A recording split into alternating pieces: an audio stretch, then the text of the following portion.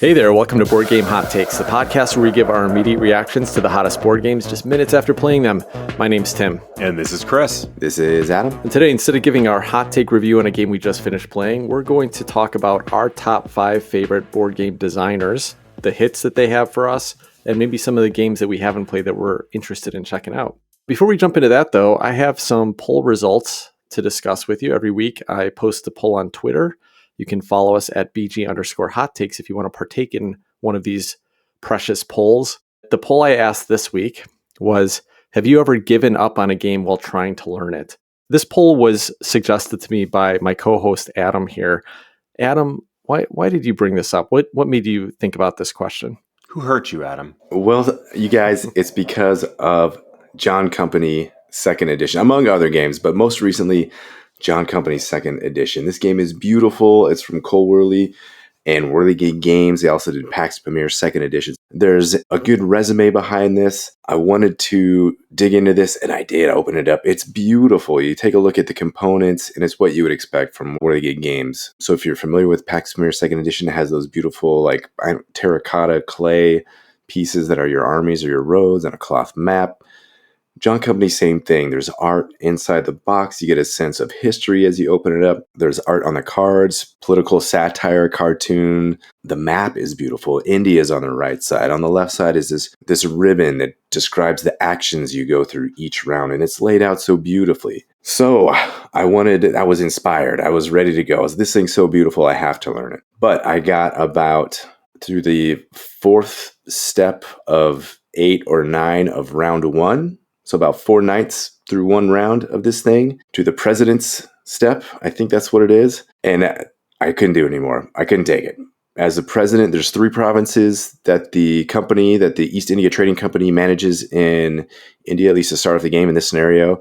And the president has to choose which order the president and the governor and the commander of the army act. So I had to do that 3 times. So it's like 9 moves total. And I was trying to play 4-handed. To get a feel of the game, I couldn't do it. And that was only on page 10 of the 45-page rulebook. Whew, I just had to pack it up, take a deep breath. It's up on the shelf now. I don't know if I'm going to go back to it. So that's where it's at. It's sitting there right now, and I feel relieved that it's not on my table right now. Adam, did you actually say 45 pages of instructions? It's a 45-page rulebook, Chris, from front to back. There's a lot of pictures and a lot of art, but also a lot of words. And most of those are very significant. There's a lot going on in this game. Now, granted, a lot of that is describing the solo variation and the 2 or 3-player variation. So there's different things going on that you don't necessarily have to pay attention to, and there's sections that you can kind of skip over. But yeah, Chris, 45 pages, it's thick. It's hefty. Man, that's unbelievable. I hope there's 35 pages of that was flavor text and pictures. I unfortunately know. A lot of it's describing, the actions that you're going to take, and yeah. Oh, we're going to get to the poll results in just a second, but I'm curious, Adam, did you think about maybe just watching a how to play video? Because sometimes when I feel like I'm really overwhelmed with a rule book, I'll sit down and I'll watch a 30-minute playthrough or, part of a playthrough. And then all of a sudden it's starting to come together for me. Did you try that yet? I haven't tried that yet, but part of the fun for me of PAX Premier especially was going through the rulebook and reading Cole Worley's rulebook because of the way that it's written. And it's just so interesting. It's if you have the time and you have the pacing and you don't have the distractions, it's fun to go through these rulebooks. There's a couple things here as I was trying to go through the round that I wasn't clear on. What is this? What are these 2 things on the chairman card? There's 2 things at the bottom. I couldn't find what those are supposed to be about. So some extra steps I felt like I was missing. And I felt like there's 1 or 2 other things I'm sure that are in that rulebook somewhere, but I just haven't stumbled on those things yet. The answer for me on this one was a no. And I think there's a couple of reasons for that. One is that unlike you guys, I think you do more of a model of get the game, put it on the table, read the instructions, try to play it 2-handed to try to get a feel for it. I don't really do that. I generally learn a game when I'm getting ready to play with you guys. And so there's really not as much of an opportunity to just bail on it because I'm not going to bail in the middle of a game that I'm playing with you. And the other thing is I always consider learning a game frustrating. So it has to be really bad before I say this one is so terrible that I'm going to bail on it, because I assume it's going to be bad. And then I assume the game is going to be a lot more fun than learning it was. And so I really don't have that much of an incentive to bail on a game before I actually finish learning it. Chris, I remember when we were getting ready for Portland Con, you were bringing 2 new games that you were excited to teach us. One was Nemesis and the other was The Great Wall. And I would assume based on, Awakened Realms and the amount of rules they have, sometimes the lack of simplicity in their rule books, that must have been a little bit of a challenge to get through. Did you feel like those were work, or were you excited to dig in and keep working through them until you figured out how to play them? Interestingly, it's sort of the opposite answer for each of them. I thought Nemesis was actually relatively easy to learn. I mean, there's a lot of stuff happening, but it was easy enough to do. On the contrary, Great Wall, I must have started that one and stopped like 4 or 5 times. And I wasn't able to, I didn't bail on it, obviously. We played it.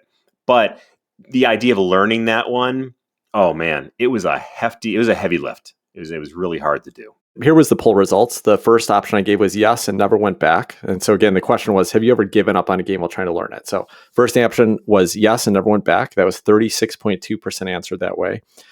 Yes, but learned it later. That was 38.5%. And no was at 25.3%. So, there's a lot of people that have tried to learn a game and gave up on it. Some of them came back to it. But 36% of the people that responded to this poll is something like 250 people just basically never finished learning a game. I think that's kind of a problem. I think it's still an issue in our hobby with a lot of independent developers and publishers putting out rulebooks that aren't well vetted. They're not blind play tested, so they haven't really gotten feedback about people who have never learned the game. And then sometimes the games are just very heavy. There's a lot of complexity to them. So it's interesting. I think that's still a big barrier in our hobby, though, is that it is hard sometimes to get into some of these games. I think that's part of the challenge and the fun. If it's just a bad rulebook, that's no fun. But if the game is just heavy and piecing your way through the different mechanisms and going through the rulebook and being able to create that cohesive picture from a rulebook is part of the fun and part of the challenge to me of learning some of these games. Yeah. Yeah, I don't disagree. So the way I answered, I said no. I've never completely given up on a game. I've never given up on a game and then decided to come back at some point later. What I do sometimes, though, if it's a heavier game, I don't necessarily commit all the time to learn it one night. And I'm fine with that. Sometimes I'll set up the game and then I'll read a few pages in the rulebook and I'm like, man, I'm tired tonight. I'll come back tomorrow. But I never put a game back on the shelf and 3 months later, okay, I'll take another stab at that. At least not as far as I remember. There have been a couple of games where I wanted to. It felt like work. I got through a lot of the learn on them and I was like, I really don't want to do this anymore. But I've never given up yet. I think it's always paid off, even if I didn't end up loving the game. It always felt good to kind of finish it and get to understand how it worked and at least feel like, hey, I'm selling this game, but I know that it's not for me. I'm not just giving up on it. So far, I haven't given up on one. What I have done a lot of the times, though, is often when I'm learning a game, I'll do like you do, Adam, kind of set up a few people and then try to play through multiple hands. And I'll get through half of the game, but enough to where I understand the rules and I've gotten a few rounds through. And then I'll be like, okay, this game is not, I don't feel like going back to it. And then I'll put it away and then I'll never want to come back out on the shelf. And so I've just given up on it, but I've never stopped, halfway through the learn. So I can see it happening, though. It's one of the reasons, to be honest, why I have consistently rejected most review copies that we've been offered, because I don't want to be, I don't want to be obligated to learn a game. And the couple times when I've had a heavy game that we did get a review copy on, it kind of felt like work, and that was no fun to me. So, I could definitely see that happening, especially if you're kind of expected to learn a lot of stuff. I'm going to read a couple comments that some of the respondents answered on Twitter here. The first one was Sarah Reed. She's the co-host of Rolling with Two with her partner, Will. And she said, it hasn't happened often, but there have been a few that Will and I have stopped during learning the rules. We've never gone back to any of them. Reasons include terrible rules, game is really not for us, and or the game is not visually accessible enough for Will. Her partner, Will, has some vision issues, so accessibility is really important. And so if there's a game that he just can't process, it makes a lot of sense, and it's a good reason why why bother trying to play it then. David Rodriguez from All Games New and Old, he said Batman Gotham City Chronicles, and I had to include this answer because I completely understand it. He said, I didn't get far into the book before realizing I had absorbed none of it. I still want to go back, but only because they're revamping the rules. So Chris and I spent a lot of effort and time trying to figure out this game. I think we played through several sessions completely wrong before we realized that nothing was working right. Went back, tried many videos, tried pressing. I think we finally got it figured out, and it's a pretty clever game, but wow, that was a tough one. Man, do I feel David on that one, because I mean, everything he said is absolutely true. But at the same time, you guys know I love this game. And part of the reason for that is, well, like you said, it's such a clever game, so much good stuff going on. But man, that rule book, at least the current rule book, is indecipherable. I think there was like 1 or 2 videos out there, at least when we were doing it, and they were almost equally indecipherable. So that was a game that was just plagued by bad instructions. So I have such high hopes, but I hope that David goes back and actually learns it once the new rulebook comes out, because I think he's going to like it. Yeah, well, we know how David likes a good IP game. He, if it's got an IP on it, he doesn't really care. He'll like it no matter what. Yeah. All right. UDF Dad said, yes, a couple of times I've went back and learned it later. The worst is when I convince myself, don't worry, guys, I can learn this game right now and we'll have fun playing it, just to end up putting it away an hour later and wasting valuable time with the game night. Also, a lot of rule books are just bad. I'll go back to it after watching a rules video and find out it's actually a decent game. Yeah, so I'm pretty quick to jump into a rules video if I feel like I'm not processing the rules right. So that doesn't bother me at all. I'm okay learning from a rules video, or at least supplementing it. But one of the things that UDF Dad said was wasting some time on a game night learning it. Yeah, don't ever do that. As a hobbyist, that is my number one rule for game night. Don't try to learn it at game night. Make sure you've learned it in advance, because nobody wants to sit there and listen to you read a rule book. It's never fun. Sometimes it works, but it's just not a fun part of game night. So let's be honest. It really never works. No, it doesn't. And the last comment was from Joe. This is Solar Gamer 55. Only time I have is because my husband threw a hissy fit, so I gave up too. If it's a game I care about, I go back and will learn it myself. I'm kind of curious though, Joe. I want to hear, did he have a hissy fit because the rule book was bad or the rules were bad, or does he just hate learning a new game? Because my wife does this frequently. Like, she hates learning new games, and I never expect her to try to learn it with me. I always learn the game and prepare to teach it. And still sometimes she's just like, I hate this designer already. I'm not going to sit through this stupid game. And so, maybe we'll step away from it, but it's never stopped me from learning a game. We're going to jump into our top 5 favorite board game designers. Guys, this was a really tough topic for me, and I'll explain why, but was this an easy list for you to make? This was not an easy list for me to make at all. In fact, I had to change the premise of the show to top 5 most interesting designers. I don't even have top 5 favorite designers. I had to cheat already on the whole category of the show. So I came up with 5. I'm going to have some compelling reasons why I think they're interesting, but it was so difficult for me, I couldn't even pick favorites. I thought it was relatively easy, and part of that is because, I have designers that I like. I play over and over and over again, and spoiler alert, nobody's going to be surprised at any of my picks, I don't think. So if you were just tuning into this show just to hear my wisdom here, you can just tune out now. It was an interesting list to make, and I think one thing that kind of made it a little bit more challenging was the fact that there's no designer that didn't have at least 1 or 2 stinkers in there.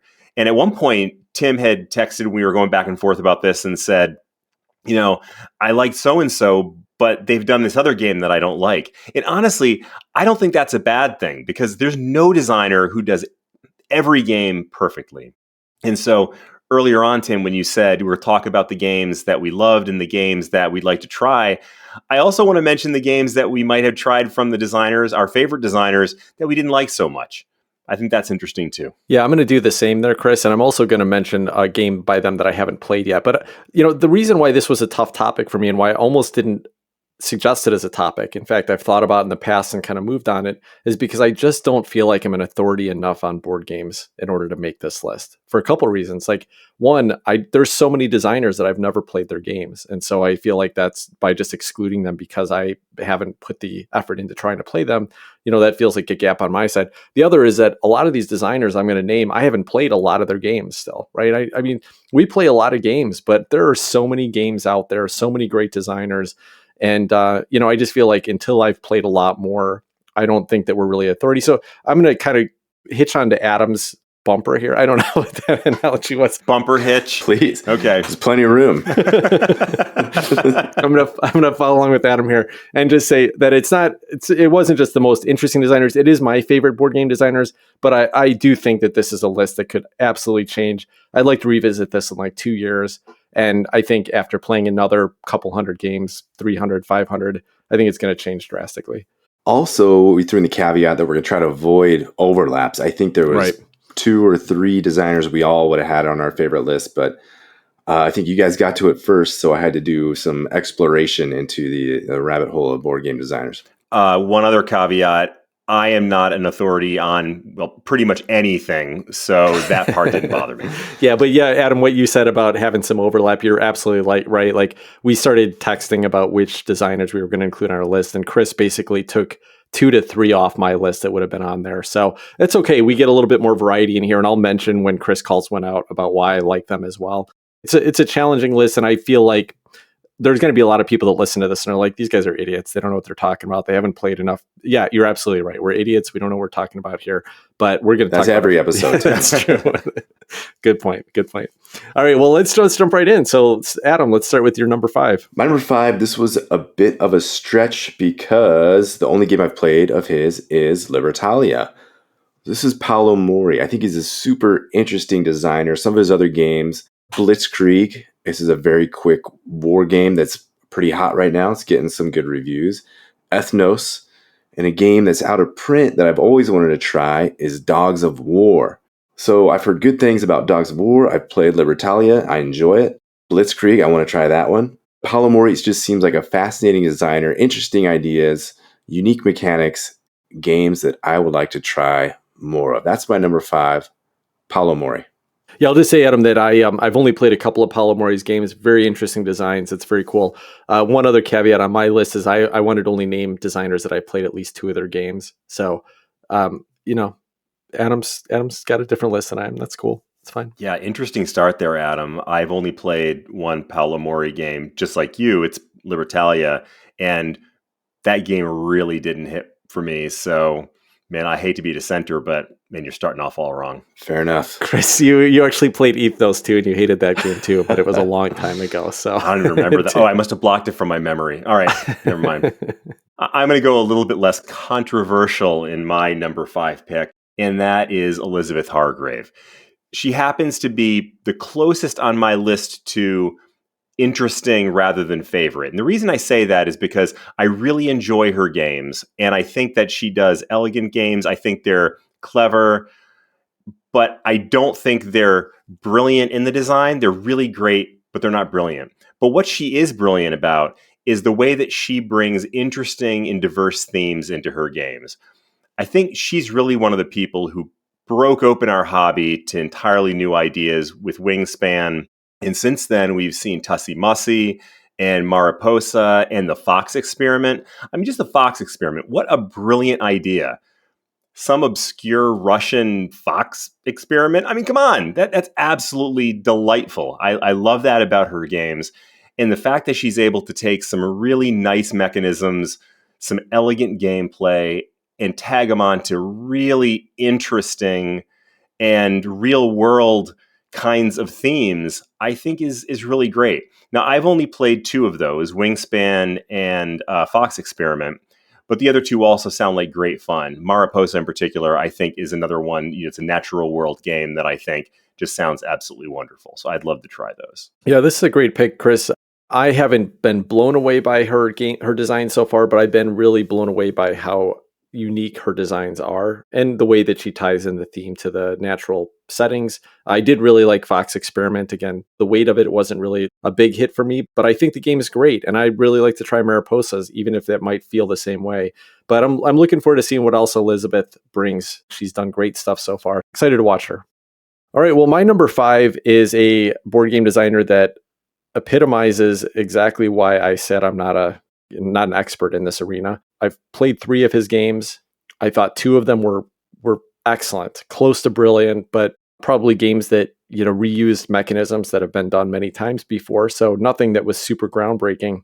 And then 1 game that I didn't like very much. So how did he make my top 5? Mainly because Chris took most of my other designers off my list. Sorry, man. Right. But also because a couple of his games are a couple of my favorite Euro-style board games. This is Vladimir Suchy. He has designed underwater cities, which I just love what he does with the card combo and worker placement mechanism, playing a card and getting the benefit of it at the same time. an action selection mechanism that really hits for me. And I always love playing that game. I think it's fantastic. And I recently got to play Messina 1347, which he was a co-designer on. And I thought that was a really great take on worker placement again. So far, 2 worker placement games. I did play Praga Caput Regni by Vladimir Suchy, which I thought was okay, but kind of a letdown for me. Not one of my favorite Euros by any means. Very forgettable. But he does have some other games I'm really excited to try again. Number 1 is Pulsar 2849. Looks like a fascinating space theme Euro game. And then I'd also really like to try Last Will, which my understanding is it is a game with the theme of that you are trying to get rid of, basically blow all of your money. It's like the Brewster's Millions of board games. And I think that theme seems really fascinating. So I don't really know how it plays out, but I'd really like to try it. So again, this is I think if I come back in 2 years, it'll be, if Vladimir Suchy is still around, it means I've played a lot more of his games and more of them were hits than misses. But right now I'm really excited to explore him more. So that's why I'm putting him on this list. Yeah, Vladimir Suchy. I want to try Pulsar with 2849, Pulsar Highlights 2045. This one sounds pretty cool to me. I've had my eye on that one for a while. My next most interesting designer, I've been talking about, I just sent Tim Smartphone Ink for his birthday. I'm talking about Ivan Lashin here. Largely based on Smartphone Ink. I think the design is so clean. It's so simple. I talk about it all the time. It's just a smooth design. The game's over before you know it, and you had all this fun playing it. You want to play it again. He also did Furnace, which was okay. I didn't hate it, but didn't love it either. It had a neat auction mechanism with those tokens, the different values, and kind of an asymmetric auction, which was, you know what, that was pretty interesting. He also has his hand as a developer in a game that I talked about, Frozen Frontier. So I'm interested to see how that goes. A little bit of a short list for Ivan Lashin, but I don't know that many games or game designers. So he made the list because Chris stole 4 of my top 5 game designers. Come on. You guys got to stand on your own 2 feet here. You can't. What I discovered is that I should never actually put the question out to everybody and say, hey, why don't you guys pick your designers and I'll work around it. From now on, I'm just going to be like, this is my top 5. This is the topic we're doing. Figure it out. See how that goes next time. Well, I think my number 4 is probably a designer that doesn't stomp on anybody else's list. And that is Adam Kwapinski of Awaken Realms. Games that I've played by Adam Kwapinski include Nemesis and Lords of Hellas. He also is doing the forthcoming Lords of Ragnarok, which I backed on GameFound, and which looks like an even more delightfully wonderful production than Lords of Hellas with a more interesting theme. The thing that I really like about Adam's games is the way that he's able to tell a story. When I was talking about Elizabeth Hargrave, I was talking about the ability to incorporate theme into gameplay and having really unique themes that are based on things that you normally wouldn't think of for board games. The type of games that Kwapinski is doing are the kinds of themes, exactly the kinds of themes that you would think of for board games, but holy cow, what great storytelling. I mean, Lords of Hellas is just a wonderful story. Lords of Ragnarok, same thing. You feel like you're in this world when you're playing these, and you can see the story playing out as you go on these quests and you attack the monsters and you have there's battles and you're building monuments and you can almost feel the story happening. You know, you're writing it in your head. But really, the shining star here among his games is Nemesis. I mean, that is to me still one of my most exciting, interesting, and fun gameplay experiences of all the games that I've played. And the fact that he's able to do that with a style of gameplay that I don't particularly enjoy, co-op or semi-co-op in this case, I think says even more about his abilities. And the fact that all of that was packed into a rule set that could have been outlandishly complex, like a lot of Awaken Realms games are, but it was amazingly not that complex and relatively easy to get into. So all of that together with the storytelling, and I got to list him as one of my top 5 game designers. In fact, number 4. Yeah, that's a really interesting pick, Chris, and I can see why that you're very much drawn to the theme in games, and he's clearly done some great integration with theme in games. I can't deny that Nemesis is a work of art as far as making pretty interesting gameplay with a really tense theme. So my number 4 is a designer that is very interesting to me because he generally designs and develops games that are at a much different weight than I normally like to play. And this is Bruno Cathala, Bruno Cathala has designed some of my favorite games of all time. They're games that are in my collection and will probably never leave. And yet they're so much different on the weight scale than what I usually play. Some of my favorites by him have been Five Tribes, which is one of the first hobby board games I got introduced to, and I still love that game. I think it's a fascinating use of Mancala type of mechanisms for making action selection choices. Jamaica, which is just a fun 4 to 6 player romp, little almost like a roll and move type of game, except you're flipping cards to do it. But I just love the moments that come out of that game. Super fun.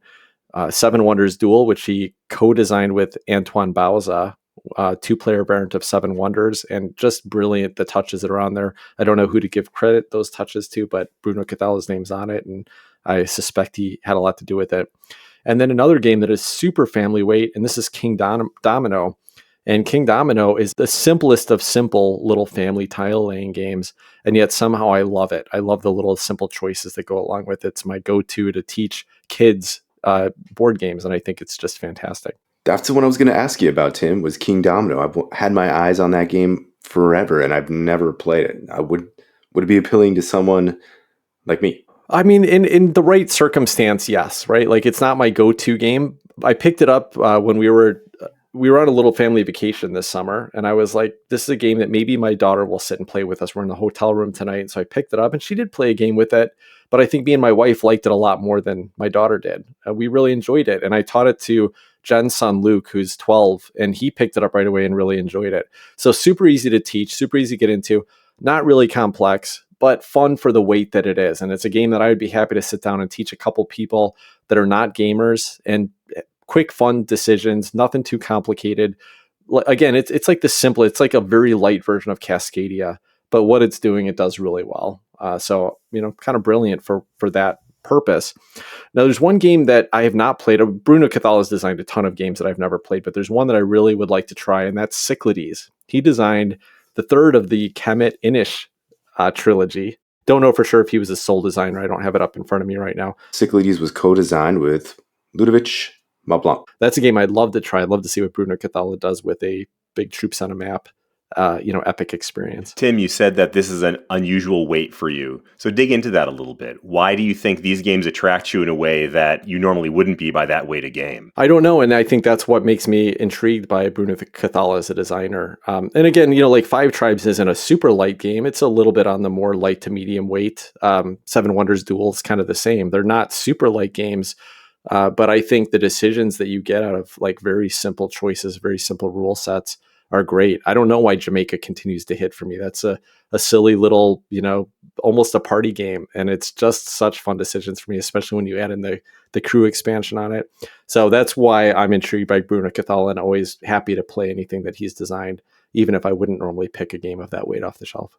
Yeah, Jamaica in particular is such a great choice. I mean, that's always one of my go-to games when I have somebody that I'm playing with that's not a hardcore gamer. Yeah. Always a good one to pull out. Yeah, although I do think that game works best at like 3+ players. Once you get up to 4 or 5 players, that's where it really gets fun.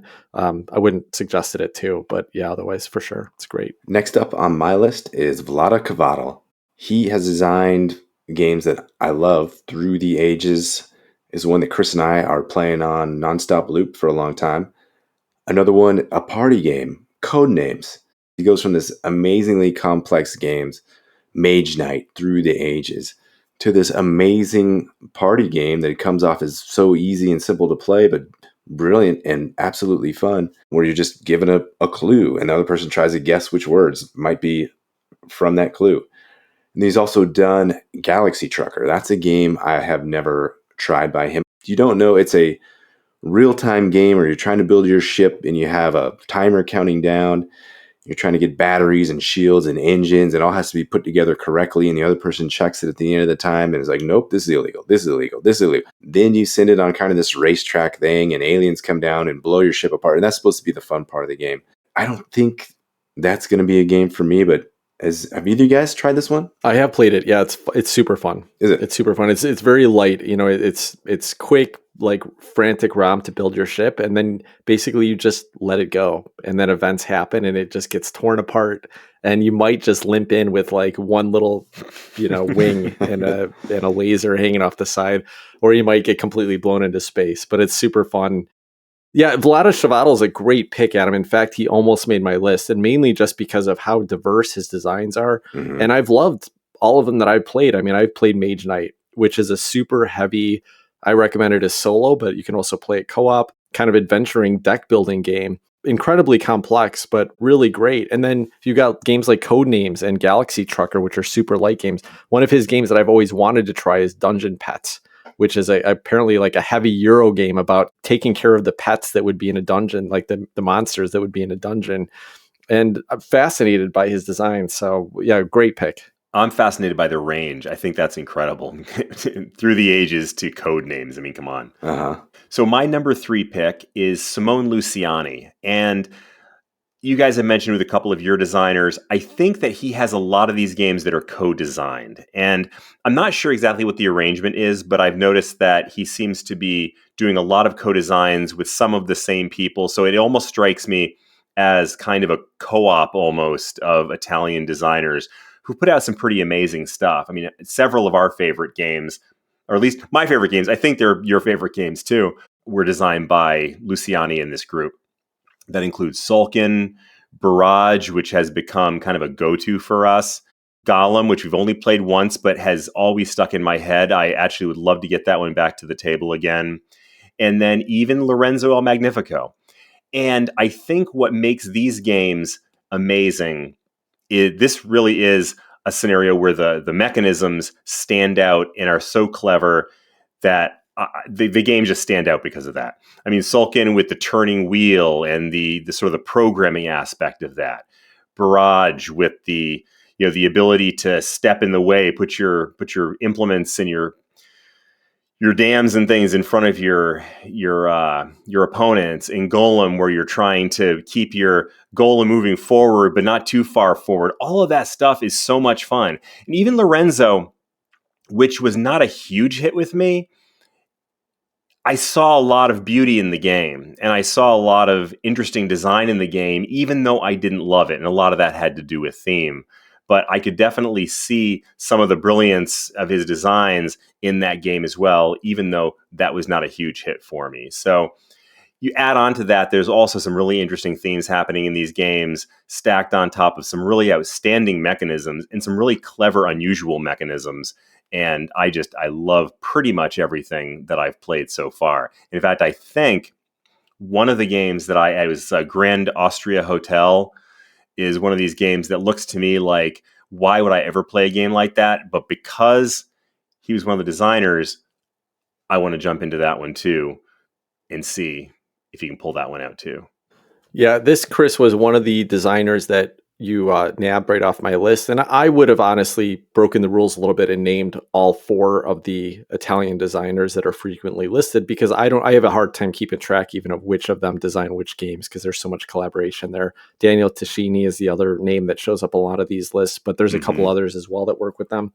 And so far, this is one of the only designers, in air quotes, or design groups that I haven't had a miss from. You missed a little bit on Lorenzo, but I've loved every one of their designs. Golem, probably my least favorite of the group, but it wasn't a bad game. I actually loved it on the first play and just felt it got a little repetitive on a second play. But I've also played Teotihuacan, Tekhenu. I've really enjoyed all of them, and I'm really excited to explore a bunch more of them. One of their newest games that's come out, I keep hearing just great stuff about. It's called Tyledum. Super dry theme again, but I just wanted, they just make really, really fun and interesting games. Great pick here. Yeah, and Tim, you made a really good point that I just want to kind of double down on, is that it may be a little bit unfair to single out Luciani as the designer, because like you said, there are several, and Daniel Tascini is another one. There's clearly teamwork going on here, and so that happens to be the name that I pulled out because it's the one that's often at the front of the box, but the whole group is absolutely outstanding. Yeah, Flaminia Brascini and Virginio Gigli, I think those are the 4, if you mention all 4 of those, I think those are the 4 that are commonly listed, and they may collaborate with some other people. Yeah, thank you for thank you for pulling that information out. And I think now we can sort of agree that we're going to cheat on this one, and I'll happily list all 4 of them because I think they probably all had a pretty big hand in these outstanding games. A couple things that you said, Tim. Is that how you say the name of that game? Tyledum? Is that actually how you pronounce it? I don't have any idea. I've never heard anyone else pronounce it. That's how I read it. So I'm guessing it's Tyledum, but I have no idea. That sounds better than Tiletum. Tiletum. It sounds so much more appealing that way. I hope it's not Tiletum. If I hear anyone else pronounce it Tiletum, I'm out. I know. Don't want to play that I don't want to play that game. I do want to play Tiledum. And then Simone Luciani would have been one of my top designers too. It's a great pick, Chris. It's another designer. I'm going to be interested in anything that he's putting out in the future. I'm definitely going to take a look and see what's going on. My number 3 here is a famous designer, has done a ton of stuff. And again, I'm just not an expert. I've played about 6 of maybe 30 designs he's done. And this is Stefan Feld, classic Euro designer. Has designed one of my favorite games of all time, Castles of Burgundy. Designed one of the games that I mentioned, has one of my favorite action selection mechanisms on a previous episode, and that was Bonfire. But I've played 6 of his games, I think, 5 or 6 of them. Again, he had many, many designs. They haven't all been amazing hits for me, but the games that even weren't great hits, like Carpe Diem, which is a light little tile selection and placement game, not a bad game, but wow, what a cool end round scoring mechanism. I love that. That's so clever. Trajan, which I didn't love, it felt a little disconnected, but it has a great Mancala mechanism that was very unique for what it was doing and really fun to play around with. So what I love about Stefan Feld is that every single time I sit down to play one of his games, I know I'm going to get excited by one of the mechanisms or some of the groups of mechanisms that are in there. He's very prolific. He designs a lot of stuff. And I think some of them need better productions. And I think some of them probably need to be slimmed down a little bit and not so overwrought. But there's so many more games in his library that I haven't tried yet that I can't wait to get into. The one I'm most excited to play right now is one of the new games in his new city collection that Queens, I think they're about to start putting this out. This was a Kickstarter thing from about a year ago. So this is a new design by him, and it's called Marrakesh. I don't even know much about how it plays, but the production, the table presence, and all of the different levers that it looks like you get to pull in this game, I'm so excited to dig in and explore it. And I'll honestly, I will happily play any Stefan Feld game. Look forward to trying a lot more. So this is, again, another designer that 2 years from now, after I played another 5 or 10 or 15 of his games, I could either see him going up on my list or maybe falling off if I don't continue to get excited or surprised by him. But he's done a lot of really cool stuff, put things into games that I really like. He's known for his point salad and kind of multiplayer solitaire stuff, but the way he does it, the way I feel like you can kind of combo things and everything kind of fits together and clicks together. I love playing around with his games. It's super fun. I think this is one that you and I, Tim, probably have the biggest disagreement on. Stefan Feld's always been a little bit rough for me. There's lots of times player interaction isn't at the forefront of a lot of his games, or a different kind of interaction than we both enjoy. And then the theme is always tough for me to get by on a lot of these. It's the dry, some city in Europe is doing some stuff and it's Renaissance farming, or I can't get into it. It's such a hurdle, and it's trade some stuff for some stuff and get some points, and don't really worry about what Chris or Tim is doing. So it's tough for me, but I know lots of people love them. I feel like designers should be prohibited by law from making any more games that are named after cities. The funny thing about that is, like, literally, he's been doing this for years. That's kind of what he's known for, is making these, dry Euro city themed games. And Queen Games started working with him recently, and they're putting out these huge Kickstarters, and it's literally the Stefan Feld City collection. Oh. And they're either making new games with a new city name on it, or they're like taking older games and retheming it with a European city name. It's gosh. So bad. Mm-hmm. So this whole thing is his fault. But I will tell you that the nice thing about those, at least they do look like they're improving the production a bit, which is a nice change. And I will also say that he has done a couple games that are kind of outside of that. I think they don't sell as well, so people start going back to it. But Aquasphere is a game about like running like an underwater sub or something. You've got Merlin, which is about the Knights of the Round, a Euro about the Knights of the Round Table. And then you've got Bonfire, which is about trolls trying to rescue their little forest villages. So he has played around with some other themes. The other thing, Adam, is that there actually is a solid amount of interaction in Stefan Feld's games. There is. I mean, like, literally, now that I know the game, like Castles of Burgundy, me and Jen are definitely fighting over something that will mess with the other person. You watch what other people need, you take it. And, I've seen that in Carpe Diem. I've seen it in Notre Dame, has a decent amount of player interaction. So I think if you explore it a little bit more, you might find some of what you enjoy.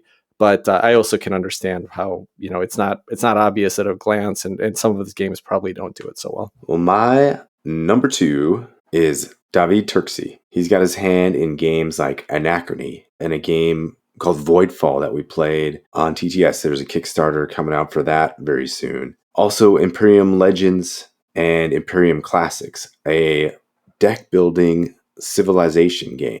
A broad spectrum of interesting games for me that I enjoy very much. So you got Anachrony, it's a worker placement with a theme. I think the themes definitely help a lot of these games here.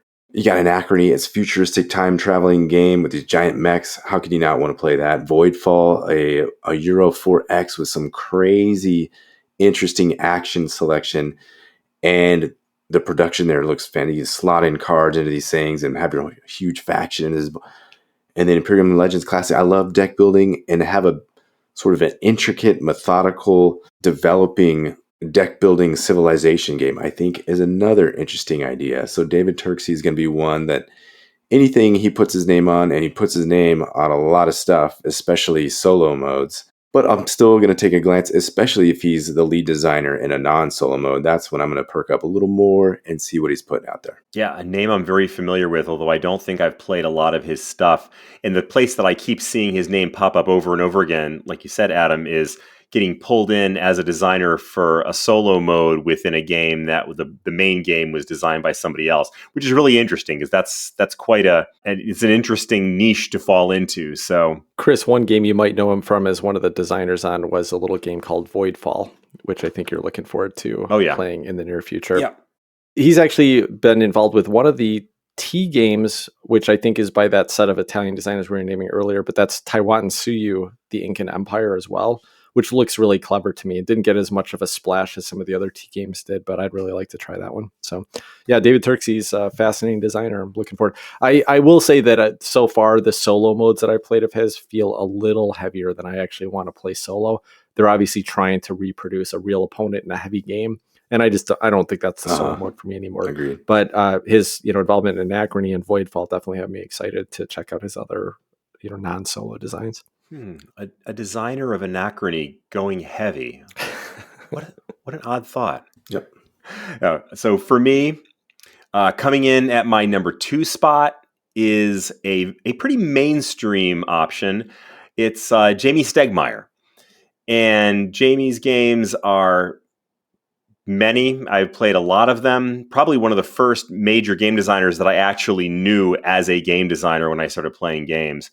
We had Tapestry, Scythe, Viticulture. We've also played games like Red Rising, Charterstone. And the thing that stands out to me most with Stegmaier's games are balance. Good themes, solid mechanisms, and ones that stand the test of time. I don't think there's a single game I've played more than Tapestry, except maybe Blood Rage. And I've never gotten tired of it. I actually thought at one point that I was going to get tired of it, but then I kind of didn't get tired of it, especially when you start adding in the various expansions. But even the base game, I still love playing that. Scythe, great game. Viticulture, all games that I would happily sit down and play anytime. And I can't point to any particular mechanism or any particular stylistic choice or even any particular direction that he goes with theme that makes it all stand out. But there's something about the magic of the way that he pulls all these things together in a solid design that I just really have fallen in love with, which is why I think Tapestry came in as number 1 on my all-time favorite game. And I think I'd stand by that and say that's probably still true. Now, we talked earlier about not every game from our favorite designers is going to be our favorite game. And there's several Stegmaier games that have not really hit with me. I mean, Red Rising, it was okay. It was pretty good. Charterstone, I really just didn't dig that much. So, not every game that he's done blows me away, but boy, the ones that do blow me away have done it and stuck with me to the point where I don't think I'll ever stop playing those games. It's so funny that you mentioned balance is one of the key components of Stegmaier's designs, when Tapestry and Scythe are well known for their challenge with balance. But I think what you were trying to say was there's a good balance between theme and mechanisms. Yeah. And in that case, I 100% agree with you. Jamie Stegmaier, again, similar to I think a lot of people in the hobby, and partly because of the genius that he is at marketing, as well as the great productions that are put on these games. He was one of the first designers I got introduced to and started to follow and started to pay attention to as well. And I will say that there is not a single game that Jamie Stegmaier won't put out that I'm not going to be excited to at least try. I think, after looking a little bit about some of the games that he likes to play, I think he has a similar taste to me. And so when he designs games that he finds fun. And I also usually find them fun. And some of my favorite games were designed by him as well. And I would agree, Chris, like all of these designers we've mentioned, almost none of them have had perfect hits. And in Jamie Stegmaier's case, some of the games have been super fun to play. But as somebody who plays and critically reviews games, have had some critical design flaws, some which don't bother me at all, and I still love the games and I can overlook, and some which I haven't been able to get past. Again, love playing his games. They're always fun to me, regardless of the flaws or not. I have a lot of fun playing them. He definitely focuses on an integration with theme that is something that we appreciate and enjoy. I love playing Charterstone. I loved playing Red Rising. I love playing Euphoria. I love playing Scythe. These are all games that I've had a super fun time experiencing and playing. Can't wait to check out the next of his designs. It's always something that's going to be an event and something to watch for. So good pick for me. Yeah, and some people may say, commercial success, et cetera, et cetera. There's a reason why these games are popular, and there's a reason why someone has commercial success. They're putting out good stuff. All right, well, my number 2, I think falls along the same lines in that it's a designer that likes the same types of games that I like. And you can see it in their designs. And this is my cheat on the list. So I'm going to mention 2 designers that have worked together on several games. And that's Shem Phillips and Sam McDonald from Garphill Games. Shem was a lone designer on several of Garphill's early productions. And then Sam McDonald joined in. I think his first design that he was involved with is Architects of the West Kingdom, and has co-designed the entire West Kingdom trilogy. And I'm mentioning them both because I think the designs they've worked on together have been the biggest hits for me. I've really enjoyed all of their games that I've played. Even Shem's earliest game that I played, which was Raiders of the North Sea, I think was fascinating. Not a perfect hit for me, but I enjoyed it. And then the West Kingdom trilogy was a huge hit for me. I really love all 3 of those games, going into the Wayfarers of the South Tigris, which we've had a chance to play. I really love what these guys are doing from a design perspective. I think what I really like about their designs is they take a fairly simple mechanism set. Some people might argue that on Paladins and Viscounts, but I do think it's a fairly straightforward mechanism set. And then they give you a ton of variety based on cards. There's decks of cards that introduce different things every game, bonuses, abilities. That's happened since back in Raiders of the North Sea, and it's continued through the West Kingdom trilogy, and we're seeing that in the South Tigris trilogy as well. I really love what these guys are doing. I actually just had delivered today the 2 Viscounts of the West Kingdom expansions, so I'm excited to dig into those and see how that expands the game. Really looking forward to getting further into the South Tigris trilogy. I just saw a playthrough recently of their next game in the South Tigris trilogy, which is Scholars of the South Tigris, and it looks completely different, completely unique mechanisms, still fun, still card driven, things that I really like. So they're designers that I'm really excited to play anything that they put out at this point. All right. Probably the most interesting one that I will perk up anytime he's putting something out. This is Cole Worley. And he's had some big misses for me. Root was a big miss. John Company, I just talked about earlier. I couldn't make it through that. Maybe I never will. But he's got some hits for me too. Pax Pamir, 2nd edition, is just a fantastic game and a fantastic production. Arcs, we played that. I'm looking forward to getting that one. I backed that one. This is a kind of a little 4X fly around in space, almost sandboxy kind of thing. You can go here, do what you want. I'm looking forward to that game too. Anything he puts out, I'm going to take a look at. John Company, you can tell he pours his heart and puts so much effort. That's why he does have a 45-page rulebook, is because he loves the topic. Pax Pamir, 2nd edition, same way. There's so much time spent, so much attention to detail put into these games. For me, they're a next level up above so many other games that are out there, from production to detail to intricacies to teaching you about the subject matter. I really love his games. I love what he puts into them. Not always hits for me. More often than not, they're not hits for me. But I think he's a fascinating designer, and the effort he puts into games, I have to pay attention to anything he's putting out there. That's Cole Worley. Adam, it's funny. hearing you describe the things you like and don't like about Worley's games, he sounds like someone who really wants you to invest in his game. I mean, John Company, you have to read a 45-page instruction book. Root, you've got to learn the in-depth details of what, I don't know, 5, 6, depending on how many expansions you got, 10 different factions before you're able to sit down and play a game effectively. That's really interesting. I'm not sure I would agree that he wouldn't make a top list of mine. In particular, Arcs was a big miss for me, but certainly I can see the attraction in some of that if you're willing to put in the time and effort to learn the games. Yeah, this is really interesting, Adam, because I think the games that I've played of his, which include Root and PAX Premier 2nd Edition, as well as Arcs, have all been really interesting experiences. The only one that I really loved of those three was Arcs. And I'm actually a little bit worried because there's a lot of design diaries talking about how much they're changing, how much they're shifting things up. And I'm almost worried that it's going to overcomplicate it. All of a sudden this game that was great because it was this streamlined 4X experience is going to be like this 40-page rule book. Hopefully it doesn't go that way, and I still love it when it actually comes out. But very interesting designs. Someone I'd always be happy to try a game that he played. If somebody else can teach it to me and it doesn't take 2 hours, then I'll be happy to give it a shot. There you go. All right. So coming in at number 1 for me is a choice that nobody's going to be surprised about. You guys definitely aren't going to be surprised about.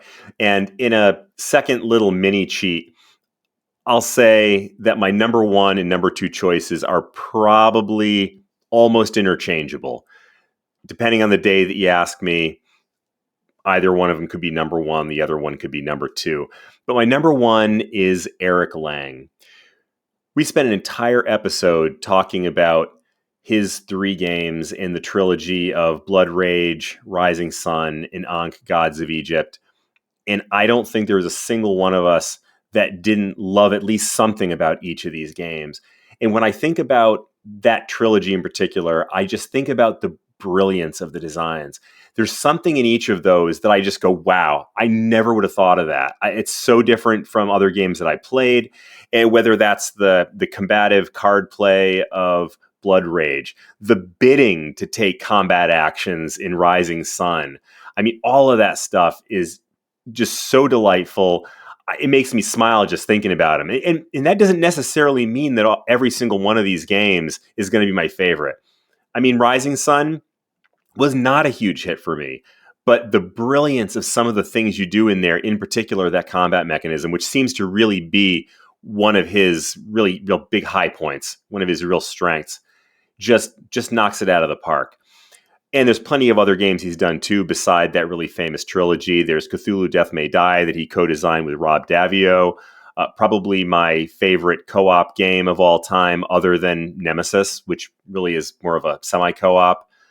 And one game that I really want to try of his, but I haven't, I've heard so many people mention, is Chaos in the Old World, which I understand has some of that same troops on a map kind of action going on in the trilogy. But unfortunately, it's multiple hundreds of dollars to get a copy of this online now because it's out of print. But I really want to try that one, and I'm hoping it's as exciting as the trilogy games are. Now, like any designer, not every single game he's done has been a hit for me. And there's one game he's done that was probably about as big a miss for me as I can imagine, which was, come on, tell me. Marvel United. Marvel United. And that's all I'm going to say about that. But to leave it on a high note, other than Marvel United, I have been delighted by every single Eric Lang game that I've played. And I'm looking forward to seeing more down the road.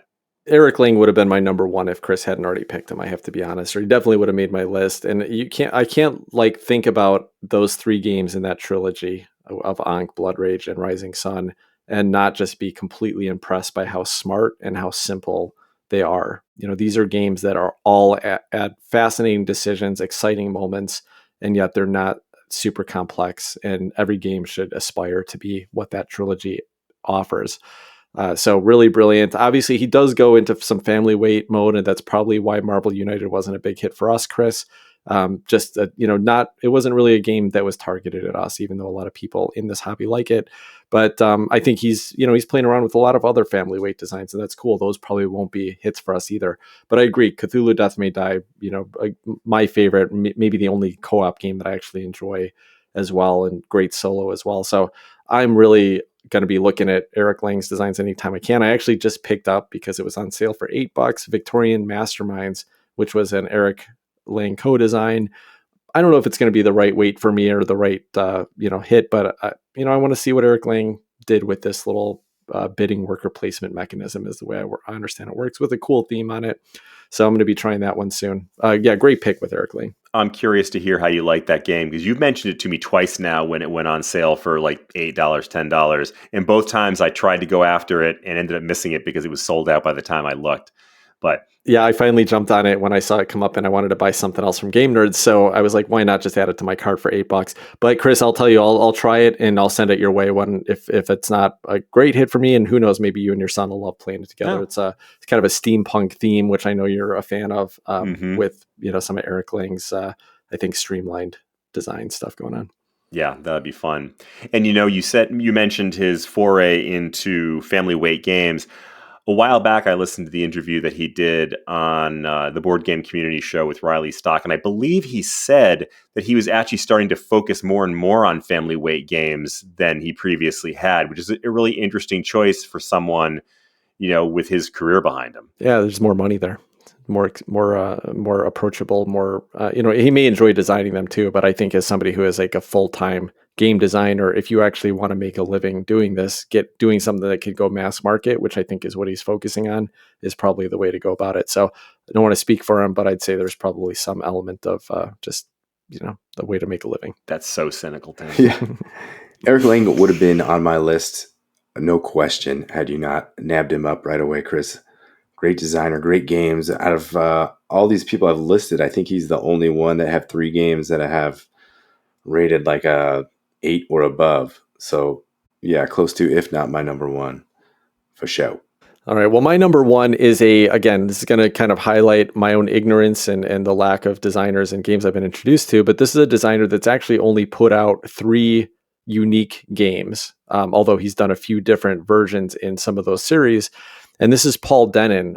Paul Dennen kind of came to light, I believe, if I understand the story right, he was working for Direwolf Studios. He was a video game designer, and Direwolf decided that they wanted to tackle trying a board game at some point. And so Paul Dennen started working on Clank, and they put out what is still one of my top 10 favorite games of all time, in a fun, push your luck, deck building, adventure board game that has just always been a fun time for me.